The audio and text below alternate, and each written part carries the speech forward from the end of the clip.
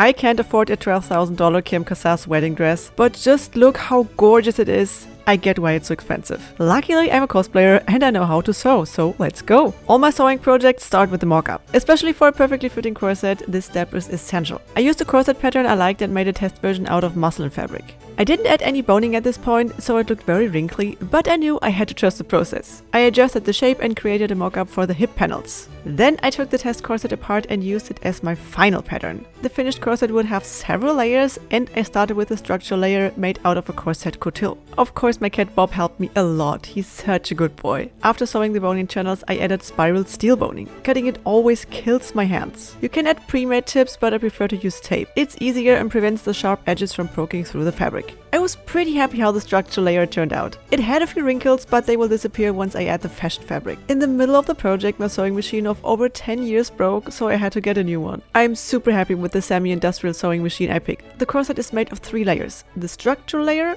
batting, and a pretty satin fabric. I sewed everything together and hand-stitched a satin bias tape to the edges. At this point, the difficult part of the corset was done. Since I don't have much experience in making corsets, I was really happy with how clean it looked. Next, it was time to embellish the corset with lace and beads. I didn't want to make a one-to-one copy of the Kim Cassav's dress, but rather take inspiration from it. I spent many days cutting apart lace, arranging the design, adding beads, and layering until I was happy with the overall look.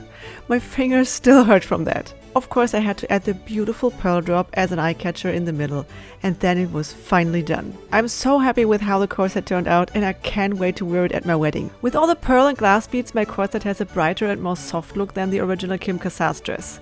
Of course, the big and fluffy skirt of my dream wedding dress was still missing, so stay tuned for the next video.